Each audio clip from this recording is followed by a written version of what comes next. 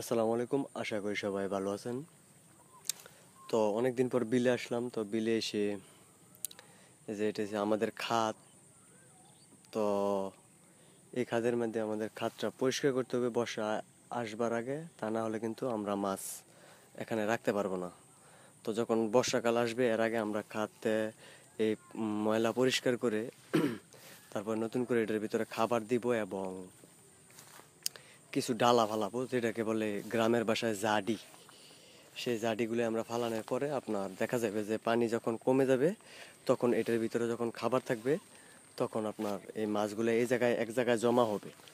তখন আর এই জায়গা থেকে বের হতে পারবে না বা বের হবে না, খাওন যেহেতু পাবে। তো তারপরে আমরা যখন পানি কমে যাবে তখন এটা আমরা সেলো পাম্প দিয়ে আমরা এটা পানিটা নিষ্কাশন করে তারপরে আমরা মাছটা ধরবো। তো প্রত্যেক বছর মনে করেন মোটামুটি বর্ষাকাল আসলে তো আমরা এক বছরের মাছ পাই এইসব খাত থেকে। তো এখানে আমাদের দুইটা খাত আছে, একটা হচ্ছে বড় আর একটা হচ্ছে গিয়া মোটামুটি এই যে এরকম। এটা একটা বেশি বড় না। তো এই দুইটা খাত থেকে আমরা মোটামুটি বছরের মাছ আমাদের নিজের চাহিদা পূরণ করে তারপরে আমরা বাজারে কিছু বিক্রি করতে পারি।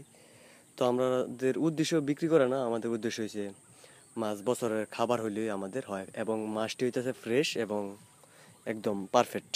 তো আমরা এখান থেকে যে মাছ পাই সেটি আমরা আবার বাড়ির পাশে একটা পুকুর আছে, সেই পুকুরে নিয়ে আমরা এই মাছগুলাই রাখি যাতে আমরা বছর মানে খাইতে পারি তাজা মাছটা আর কি।